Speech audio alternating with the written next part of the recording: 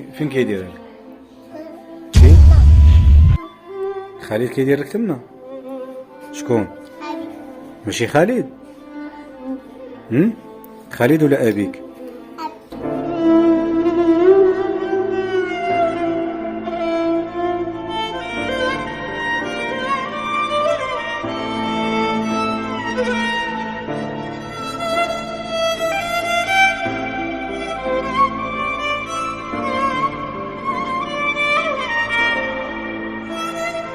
كيغتصبها اقرب واحد عندي كان هو باها لما اللي كنت كنوكلو من يدي وكنشر من القضاء ياخذوا لي حقي منهم ويطلبوا وبغيت لهم الاعدام وما يرجعوش.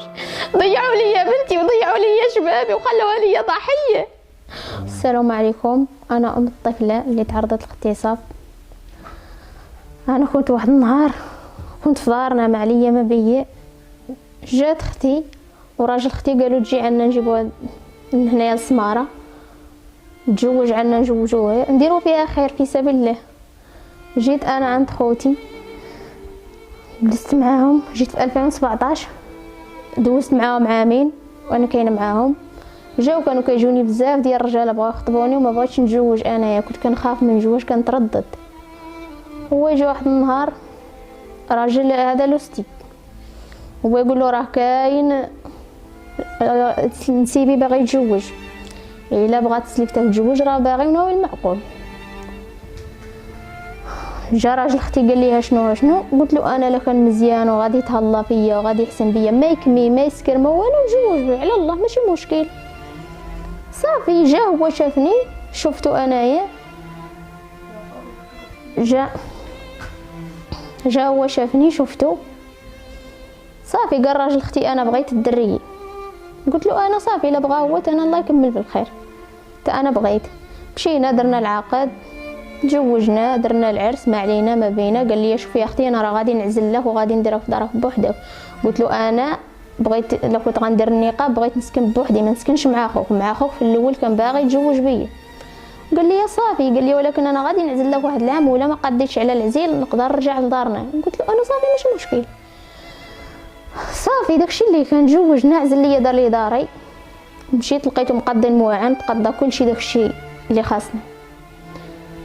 صافي بقينا هكا. خرجت انا تزوجت في 2017 شهر 9 خرجت حامله بالدريه. داك الشهر اللي تزوج فيه خرجت حامله فيه. قال لي اول شربي الفاني. قلت له انا لا ما نشربش فاني كنخاف يكون حرام كنخاف يكون هذه. قلت له انا لا ما نشربش فاني نديرو نتوكلوا على الله ونديرو وليد ولا بنيته وهذا ما كان. صافي خرجت انا حملت. ملي حملت بهاد الدريه وانا كنعاني من المعاناه. كيقول لي علاش خرجتي تحملي علاش تولدي. انا قلت له ما بغيتش الولاد. صافي تما فين كبرت المشاكل تما فين بقينا انا وياه في المشاكل.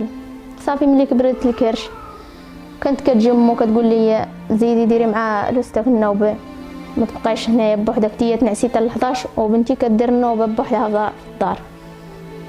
وليت انا كنقول له صافي نمشي ندير معاه النوبه. وليت كنمشي كنهز معاهم النوبه. شفت راسي هكا ما سلفنيش داكشي وانا دايره النقاب. قلت له لا خويا نبقى في داري بوحدي. انا علاش بغيت الراحه راحت بالي. انا بغيت نعزل داري بغيت راحت بالي باش نبقى بغيت حريتي. صافي المهم داكشي قال لي شوفي انا ما بقيتش قادره على العزيل غادي ترجعي معنا للدار. قلت له انا مستحيل انا واش نرجع معاك للدار مع شفت عائلكم كي دايره كيجيو ليا حتى لداري عساهم انا رجعت عندهم للدار وانا دايره النقاب كي غنقدر نعيش انا مع هاد الناس. قال لي لا غادي ترجعي للدار بزز منك. صافي وانا كنبكي كيقول لي انا ما بغيتكش تحملي. انا قلت له النهار الاول ما تحمليش ما تخرجيش ولدي. كنقول له علاش. كيقول لي انا ما بغيتش الولاد انا اصلا باقي ولد براسي وبغيت له وزيديني انت في تاب الولاد. صافي بقيت كنعاني بحال هكايا كنبكي. بقينا هكا كنعانيو. ويجي قال لي صافي دابا غادي تجمعي حوايجك غادي ترجعي معايا للدار. كنت انا حامله. قلت له لا ما رجعش معاك للدار. قال لي بزز منك طلعت للسما ولا نفطط غتمشي معايا للدار غادي ترجعي معنا لدارنا. وانا خوك كان جاي خطبني من فايت كان جا بغا يتزوج بيا. قلت له انا ما رجعش للدار معنا درت النقاب. قلت له نحيد النقاب الا بغيت ترجع معاك للدار. قال لي ما غاديش تحيدي النقاب غادي تبقى بالنقاب ديالك وهذه الظروف حكمت علينا اننا نرجعوا للدار ما عندناش فلوس. صافي بقيت كنبكي انا وكنغوت وسمعوني الناس ديال الزنقه كاع. جات لوستي لقاتني هكا كنبكي قالت لي شوفي راه دايز من هنا واحد الراجل راه كيسمع عليكم كيسمع فيكم كيضحك عليكم راه صبري الهبيله ورجعي مع راجلك للدار، راه تا هو الدور حكمت عليه وما عندوش فلوس وهو ها شنو. طيحت انا قلت له انا ما نقدرش نرجع لذاك الدار، راه والديك ما بغاونيش، هو كيقولوا له رجع عنا مرحبا بك، وانا كيقولوا لي لا ما ترجعيش، داكشي اللي غترجعي به سير قسي به في دارك بلا ما ترجعي عنا، لا حيتاش ولدهم كيديروا له الخطر وانا خنقه بلا خطر ما عندهم فيا سوق. جات امو قالت له بلا ما ترجعها، ما بغاش ترجع بلا ما تضرب فيها المراه حامله، صافي ما بغاش ترجع عندنا للدار، صافي الله يهنيه. قالت له خلص لك باك الكرا، جاب باه قال له انا نخلص لك الكرا غير جلس في دارك. قلت لهم انا علاش كديروا لي بحال هكا؟ من الاول قولوا له ما ترجعش، مع عارفيني انا دايره النقاب ولوسي كان باغي يتزوج بيا ما رجعش لذاك الدار. صافي قمعوه عطاوه الفلوس خلصوا له الكرا داك الشهر. خرجت انا ولدت في شهر 7 اللي ولدت الدريه، درنا السبوع على 15 سمح فيا وقال لي غادي نمشي انا لكازا ولا غادي ترجعي معايا للدار. عاوتاني طيحنا في المشكل عاوتاني من الاول، بغا يردني للدار. قلت له انا ودي ما نرجعش معاك للدار، واخا دير لي اللي درت لي مع خوك انا ما رجعش عندهم للدار، مع خوك كان باغي يتزوج بيا وانا دايره النقاب ما يمكنليش نرجع نتعرى قدامهم. قال لي شوفي غادي نعطيك جوج حلول، بغيتي ترجعي معايا للدار تبارك الله، ما بغيتيش ترجعي للدار قال لي غادي نسمح فيك غادي نمشي لكازا. قال لي اختاري من هذا مجوج. قلت له انا نختارك تمشي انت لكازا وتخليني انا نافسه واخا يلاه ولد وما نرجعش لداركم. قال لي صافي. جماع واحد وجود دوزنا داك السيمانه، سمح فيا هكاك انا والده مازال كاع ما كملت 40، سمح فيا مشى لكازا يخدم بقى هكاك. صافي حتى لواحد النهار كتجي عدوستي كنمشي عند خوتي، انا كنبقى في داك الدار بوحدي كنخاف فيها والمخيم وما كاينش العائله ما هادشي. قالت لي صافي خرجت مشيت انا عند خوتي، كتبعني عدوستي حتى لعند خوتي كتقول لي شوفي تلقيت هنايا الساروت ما تمشيش لعند خوتك، الا بغيتي تمشي عند عائلتك اعطيني الساروت ديال الدار وسيري. كنشد انا الساروت كنعطيها لها، ملي كنجي كنلقى عطاتها لوسي هذا اللي اتصل ليا البنت، نعطيها الساروت كنلقى عطاتها له، كيجي هو كيدخل هو ولد خالته للدار كينعسوا ليا في الدار، كنمشي كنلقى الموانط مجبودين، الفراش كله مرودن، الثلاجه كلها مهزوزه، الديسير مكليه، كلشي ما بقى ليا حتى حاجه. الماكينه الصابون خسروها ليا كيجيو يصبنوا تما، كيما كيصبنوا كيخليو ليا البانيو هو تما محطوطين والجفاف كلشي الدار مقلوبه. كنطيح انا كنبكي كنقول لاش كيديروا فيا هاد الحاله. صافي بقيت هكا حتى واحد النهار وانا نطج، جيت عند خوتي جاو لقاوني، جيت عند راجل اختي هذا اللي انا جيت عنده صافي بواحد الحاله ما بقيتش عاقله. صافي هو صوني على راجل اختي قال له اجي راه مرتك واش نطرى لها واش نطرى لها. هو جا صافي قال لهم راجل اختي اجي نسكنك عندي هنايا في الدار، سكنوا عندي اجوا مرحبا بكم نهزك انت وياه. بقينا هزنا راجل اختي 3 اشهر واقيلا ياك 3 اشهر وحنا عنده هنايا كيصير علينا راجل اختي مخلص الموضوع وكل شيء الحمد لله. صافي بقينا بحال هكايا. صافي داك الساعه عزل ليا عاوتاني، مشيت لواحد الدار في المخيم شافها ليا، جلست فيها شهرين. صافي قال لي ما نجلسوش فيها ما نبقاوش فيها، قال لي انا ما قدش على الكرا وانت يا مرتي واش داز عليك وانا ما عنديش فلوس باش نبقى كاريله، غادي ترجعي معايا للدار. وانا كنبكي كنقول له ما نرجعش للدار، انا دايره النقاب وما يمكنليش نعيش مع خوك، راه كان باغيني في الاول. كيقول لي لا خويا حنا الناس مزيانين ومحترمين ما كاينش اللي غيمسك ولا غيأذيك، غير يلاه ترجعي معايا. واحد النهار هو جا كيبكي عليا كيبكي وكيبوس ليا في راسي كيقول لي عافاك بنت الناس فهميني عذريني انا راه راجلي وما خدامش وما عنديش، غير رجعي معايا لدارنا وغنعيشك في احسن عيشه وغنديك للطبيب وغتسافري عند امك وغتمشي عند الوالده ديالك تشوفها. صافي انا طمعني بقيت هكاك وانا نقول له صافي بغيت نرجع معاك. صافي ملي رجعت معاه تما فين غيكثروا المشاكل، فين غنبغي نوض الحرب نيت، فين غنكتشف الدريه بلي عندي مغتصبه. صافي ملي رجعنا لعندهم للدار رجعنا سيمانه شهر جلست معاهم شهر. صافي تما فين وليت كنشوف الوجه الحقيقي ديالو. صافي ملي رجعنا للدار صافي لوسي داك السعيد كان كيدي الدريه كان كيهزها كيشري ليها كيعتبرها بحال بنته الصراحه، انا ما نوش بلي غيدير فيها داك الشيء. صافي كان كيديها للحانوت كيشري ليها. واحد النهار هو دخل عنده البيت وسد عليها وانا كنت في الكوزينه، سد عليها بجوج سوايع مع 2 ديال النهار وطافي الضوء وسد السراجم ودار ليها طيور الجنه ومجا التليفون شي فيه مجات، والدريه كانت باقا صغيره وهي كنسمعها كدير كنقول له سي انا كنقول لها جيبي لي بنتي جيبي لي بنتي، ما عرفت شنو كيدير ليها خوك سمع كي كدير على غاوتي. وانا نمشي عندها وانا نقول لها عطيني بنتي. جات عدوستي حيدتها له، مشيت انا هزيت الدريه منه قلت له عطيني بنتي، قال لي مالك انت يا مخلوعه بوحدك قلت لهم اصلا هي مريضه ما ديش عليها. كانوا كيقولوا لي في الدار غا هبيله، ما حتى واحد ما كيتصدقني في هذا الشيء. صافي هزيت منه الدريه، بقيت بحال هكاك يومين ولا 3 ايام وهي تنبل ليا بالماء. الدريه ولا فيها الطياب، ولات منبله، ولا ظهرها كله محفر من هنايا. والعيالات اللي كنسولهم كنقول لهم اش غندير ليها، كيقولوا لي دير ليها الزيت ديال البطاطا ولا دير ليها كينطا. ما خليت ما درت ليها. جيت عند باها قلت له نديوها للطبيب، نديو الدريه للطبيب شو كي دايره، شوف حالتها كي دايره. قال لي علاش غادي نديوها للطبيب، راه الدريه هكاك الدراري صغار كلهم كيطيبوا، هذا غير ليكوش اللي ما وافقهاش. صافي حيت لي انا داك ليكوش، بدلتو ليها تاني، درت ليها دلع. بقيت تاني بحال هكاك، عاوتاني كيدخلها لوس يوميا معاه للبيت وكيسد عليها البيت وكيطفي الضو وكيخليها معاه شي ساعه ولا 2 سوايع، وهي كنت مازال يلاه عندها 8 شهور. صافي جلسنا هكاك واحد 15 يوم وانا نلقى الدريه عاوتاني كتنبل من الماء، وانا نلقى ليكوش فيه الدم. ملي لقيت ليكوش فيه الدم والدريه بحال هكاك منبله انا تخلعت، وليت كنبكي كنقول له شوف الدريه مالها. مشيت عند راجلي قلت له شوف انا راه بنتي دخلت لي وقلت له عندك يكون خوه اللي دار لي هادشي. قال لي شوفي تقولي بحال هاد الكلام هذا، قال لي راه انت اللي غتمشي فيه. بغا يشير ليا التيم، قال لي حنا ما عندناش هادشي في عائلتنا بتاتا، قال لي حنا عائلتنا محترمين وما عندناش هادشي.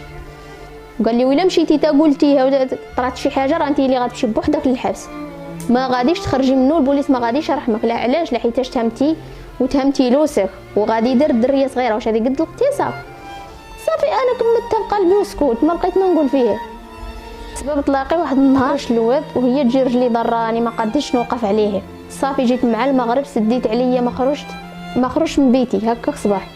هو يطيح خال خو عدوزتي، ملي طاح من فوق السطح تهرس من وسطو. بقيت انا هكاك سد عليا بيتي، انا ما فراساش باللي خوها طاح. جد دفعت عليا الباب بالرجليه وكنت كنمشط شعري. قلت لها الله يا خالتي علاش درتي بحال هكا؟ قالت لي علاش انت ما كتجيش تسولي فيا على حساب خويا طاح؟ قلت لها انا اصلا كاع ما فراسي، خوك انا سد عليا من البارح وانا مريضه ما شتو كاع. قالت لي وانا درت لك فراسك. صافي نوضنا انا وياها مني منا وكنتناقشوا عادي. قالت لي خليت لك الله. قلت لها لك الله كيحكم، الناس كيقولوا امين بهكا. قلت لها انا نقول امين بهكا، انا بغيت حقي. قلت لها انا بغيت غير اللي يفهمني، بغيت غير نشكي عليكم وتفهموني واحد النهار. صافي وهي تجرها مرت لوسي سدت عليا انا الباب وجرتها هي. بقينا بحال هكاك. هو يجي راجلي، ملي جا راجلي شكات عليه قالت له شوف اما غتخرج مرتك تعزل ليها عليا ما تسكنهاش معايا ما تبقاش معايا. قالت له علاش ما سولتش فيا ملي طاح اخويا؟ قلت له انا خالتي كاع ما كانت فراسي، انت دابا كتحرش عليا الراجل. قلت له دابا غادي يضربني ولا غادي يدير شي حاجه. قلت له غادي طيح انت اللي غادي دير الذنوب لا مشات تطرا شي حاجه. صافي كثرت الموضوع من تام مني منك المشاكل. صافي قال لي هي جري عليا قالت لي شوفي خرجي لي من داري. قلت لها انا ها هي لك لي ترجعت عندك ها وجي واخا تجيب لي اللي جبت لي ما رجعش لهاد الدار. قال لي هو شوفي دخلني بسياسه البيت. قال لي شوفي غادي تمشي دابا عند خوتك، غادي تمشي عند عائلتك، ولا بغيتي نصيفطك عند امك البلاد. قلت له لا ما نمشيش عند امي البلاد. قلت له انا نبقى هنا عند خوتي تدعزل ليا. قال لي صافي غادي نشوف واحد الدار هنايا كتباع رخيصه غير ب100 ولا 100,000. قال لي غادي نشريها لك ونستقروا فيها انا وانت. صافي جيت عند خوتي، نهار الاول هضر معايا عادي، نهار الثاني عادي، نهار الثالث تقلب عليا. قال لي انا ما بقيتش عازل لك وها شنو درتي وشنو درتي.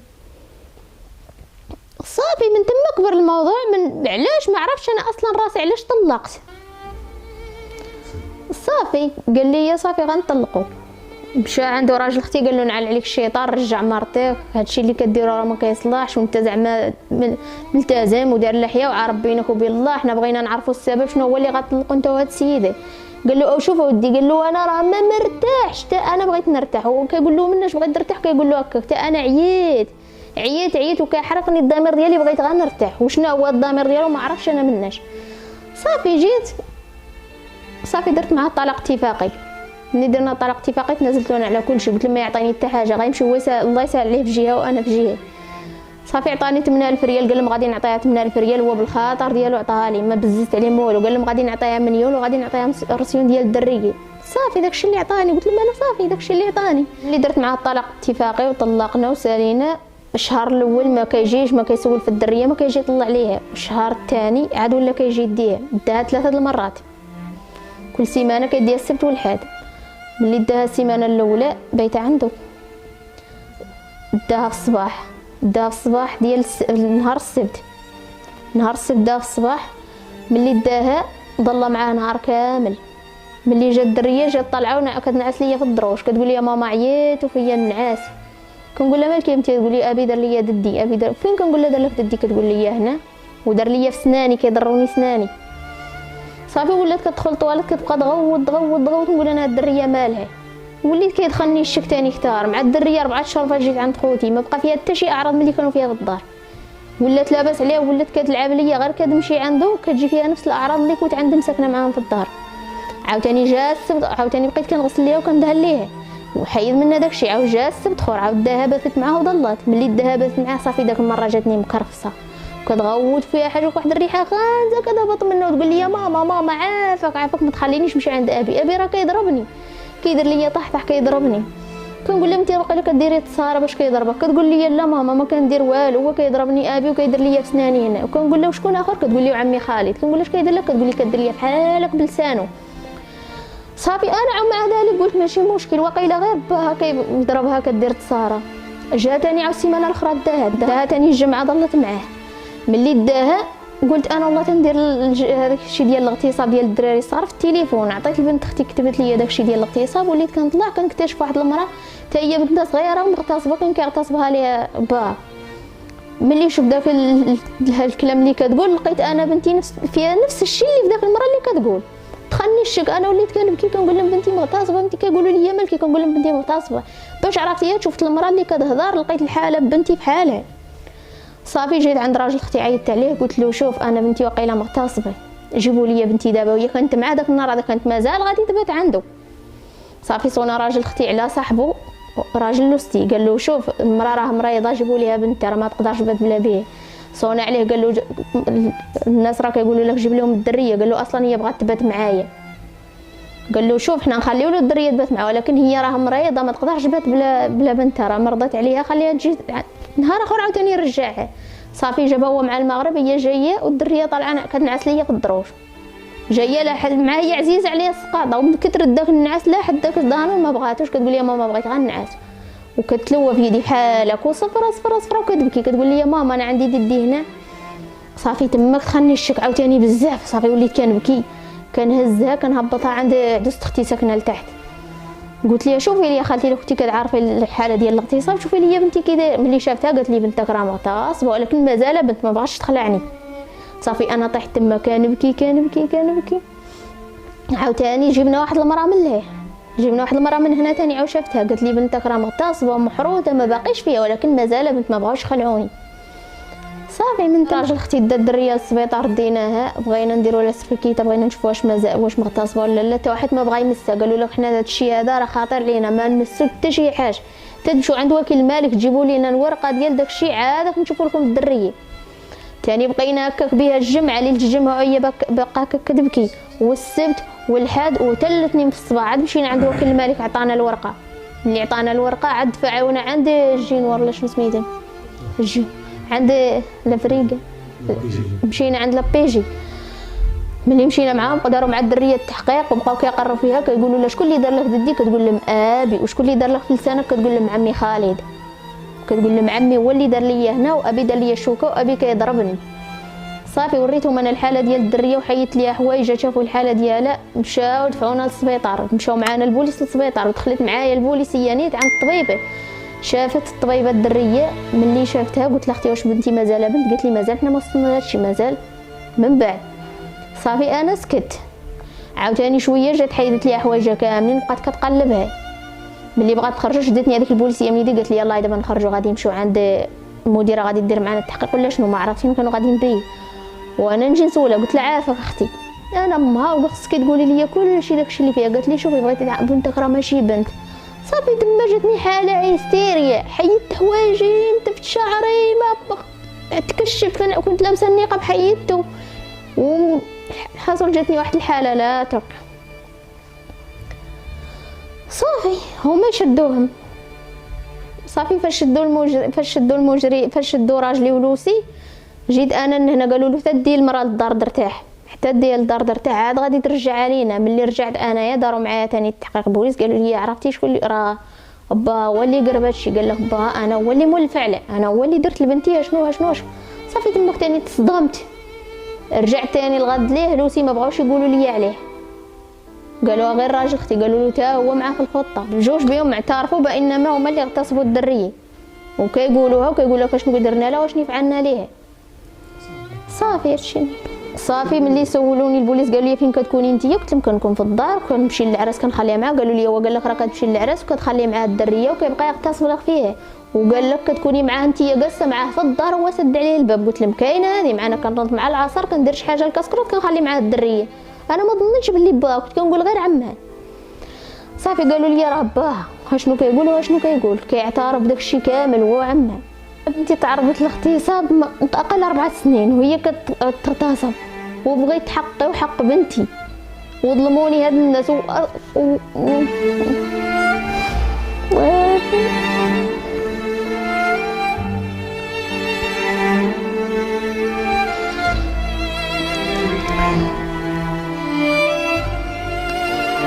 اقرب واحد عندي كان هو باها اللي كنت داير فيه الثقه وملتزم وداير اللحيه، وعمها اللي كنت كنوكلو من يدي وكنشر، اللي كنت دايره فيهم الثقه بجوج بيهم، واغتصبوا لي بنتي وضيعوها ليا. ودابا ما بغيتهمش، بغيت ليهم الاعدام. شتي لو جابوهم عندي ويقطعوهم ويذبحوهم ويديروا لي بالحمهم الكفته طرف وناكلها وما تبردليش.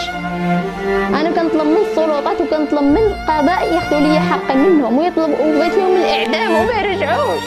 ضيعوا لي بنتي وضيعوا لي شبابي وخلوها لي ضحيه.